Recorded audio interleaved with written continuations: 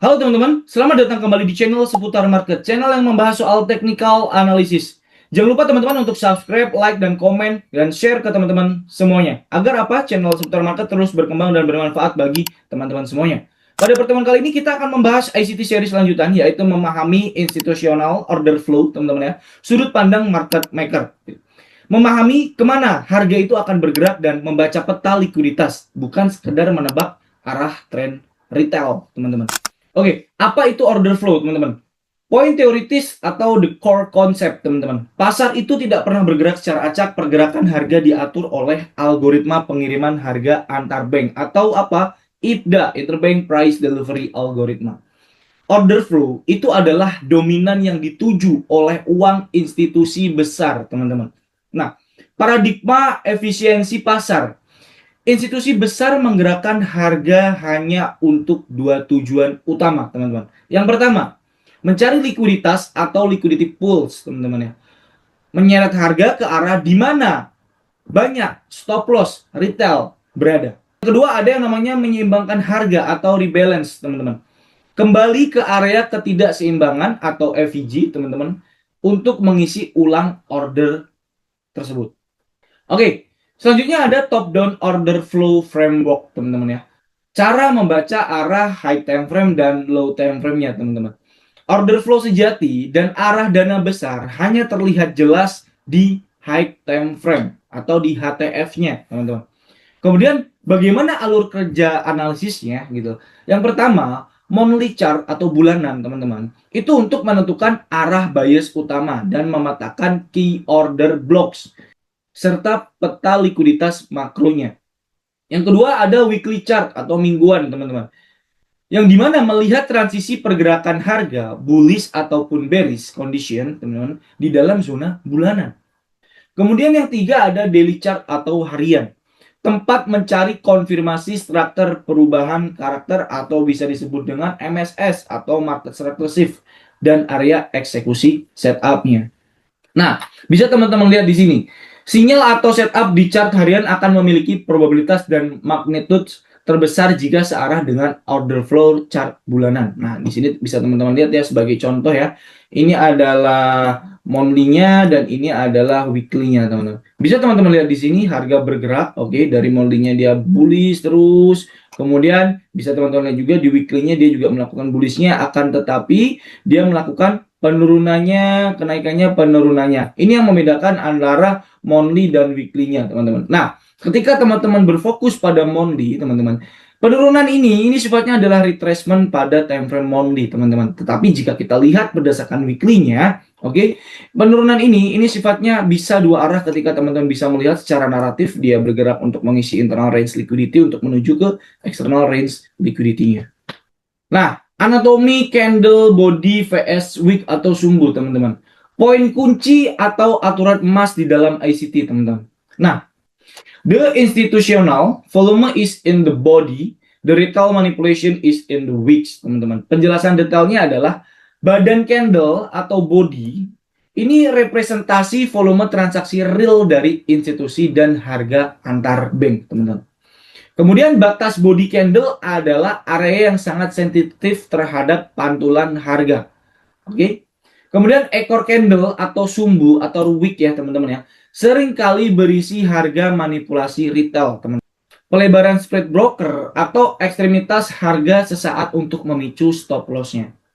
Nah, aplikasi praktisnya saat memetakan order flow, fokuslah pada area di mana body candle itu menutup dan menyatu. Jangan terkecoh oleh panjangnya sumbu atau wick, teman-teman. Nah, bisa teman-teman lihat ini adalah ilustrasi pada chart ya, teman-teman ya. Ekor candle ke bawah itu hanya manipulasi untuk menyapu stop loss retas sebelum harga terbang tinggi, teman-teman. Nah, bisa teman-teman lihat di sini. Institusi besar order beli yang terpenuhi di sana. Ketika pasar kembali ke area tersebut, algoritma pasar mengaktifkan order beli tersebut, menjaga order flow tetap bullish dan langsung meledakkan harga naik menembus 1575 di tahun 2020, teman-teman. Nah, bisa teman-teman lihat di sini. Kemudian ketika harga turun kembali retrace di tahun 2016 dan 2017, teman-teman, dan pertengahan 2018, ekor-ekor candlenya menusuk ke bawah melewati batas kotak, teman-teman. Nah, bisa teman-teman lihat ini ya. Melewati batas kotak, tetapi body candlenya itu menolak untuk menutup di luar kotak, teman-teman. Body candle tetap bertahan dengan rapi di area penutupan masa lalu. Nah, ini adalah sebagai contoh dan ini adalah sebagai contohnya, teman-teman. Kemudian ada siklus perubahan order flow. Bagaimana order flow itu berubah, teman-teman ya? Semisal contoh kondisi bullish. Harga itu terus menghormati down candle bullish order block sebagai area beli baru dan menembus high lama, teman-teman. Kemudian tanda pembalikan mitigation atau breaker, teman-teman. Ketika last up candle bearish order block ditembus dengan agresif oleh body candle ke bawah, harga akan kembali naik retrace. Bukan untuk melanjutkan tren, teman-teman, melainkan untuk menutup mitigate, teman-teman. Sisa posisi long institusi yang tertinggal sebelum akhirnya jatuh lebih dalam. Nah, selalu cari sisi kiri chart untuk melihat area akumulasi konsolidasi lama yang akan ditargetkan oleh order flow saat ini.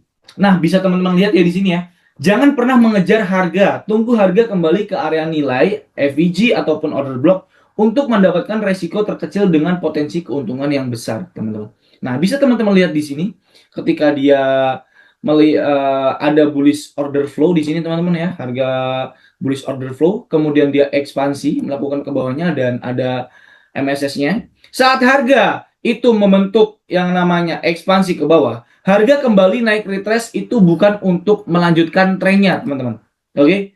Melainkan untuk menutup mitigate. Nah, sisa posisi long institusi yang tertinggal sebelum akhirnya jatuh lebih dalam, teman-teman. Bisa teman-teman lihat di sini. Oke, harga melakukan retracement-nya, kemudian dia melakukan apa? Impulsif trend turunnya, teman-teman.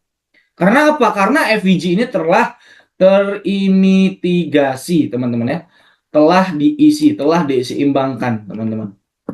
Hal-hal yang harus dihindari, oke teman-teman ya. Membuka posisi tanpa meletakkan bias HTF atau high time frame, penjelasannya adalah langsung melakukan eksekusi di LTF seperti M1 atau M5 tanpa tahu bagaimana harga saat ini di chart monthly ataupun di daily. Hasilnya apa? Trader seringkali melakukan buy tepat di area premium atau bearish order block di HTF-nya, atau melakukan sell di area diskon atau bullish order block HTF-nya. Kemudian yang kedua, terkecoh dan fokus pada panjangnya ekor candle wick, teman-teman ya. Menganggap bahwasanya sumbu panjang sebagai area support atau resisten mutlak dan menaruh order tepat di ujung ekor. Ingat, volume institusi ada di badan candle atau body. Menghabiskan energi menganalisis ekor hanya akan membuat teman-teman terjebak dalam harga manipulasi retail, teman-teman ya. Ketiga, berburu setup di tengah sloppy market atau konsolidasi tanpa adanya likuiditas, teman-teman. Penjelasannya apa? Memaksakan diri masuk ke pasar saat harga itu sedang menyamping, teman-teman, atau sedang sideways atau sedang konsolidasi tanpa adanya apa? Tanda-tanda liquidity rate, teman-teman ya. Atau pembersihan stop loss. Di area seperti ini, algoritma market maker itu belum bekerja untuk mendistribusikan harga secara ekspansifnya. Nah, keempat adalah FOMO, mengejar harga saat terjadi eksplorasi, teman-teman, atau ekspansi agresif. Penjelasannya bagaimana? Melakukan instant execution karena takut ketinggalan, karena FOMO, teman-teman. Oke, saat melihat candle momentum besar melesat naik nih, misal tiba-tiba candle itu melesat naik ataupun turun. Nah, biasanya orang-orang itu melakukan instant execution itu karena takut ketinggalan, teman-teman. Nah, di dalam konsep order flow, kita harus selalu sabar menunggu harga kembali retrace ke area FVG, ke area ketidakseimbangan harganya, atau mitigation block sebelum ikut masuk posisi, teman-teman. Nah, yang lima, berasumsi pasar akan berbalik tanpa adanya konfirmasi, yang disebut dengan MSS atau market structure shift, teman-teman. Penjelasannya bagaimana? Melawan arah dominan order flow, mencoba counter trend hanya karena merasa harga sudah terlalu tinggi atau terlalu rendah. Jangan pernah berasumsi harga akan berbalik sebelum body candle secara resmi menutup dan melanggar struktur penting atau last up atau down candle. Nah, kesimpulannya adalah jangan pernah melawan arah order flow dari high time frame-nya, teman-teman. Itu satu. Yang kedua, latih mata untuk melihat kerapian body candle bukan hanya sekedar ekornya saat menentukan area bertahan atau value area, teman-teman. Kemudian ketiga, bertindaklah seperti market maker yang mencari di mana likuiditas berada, bukan sekedar retail yang ketakutan saat stop loss itu tersapu, teman-teman. Itu adalah penjelasan terkait dengan order flow. Jangan lupa like, komen, dan subscribe, dan share ke teman-teman semuanya. Saya Naufal dari Seputar Market. Salam profit dan care.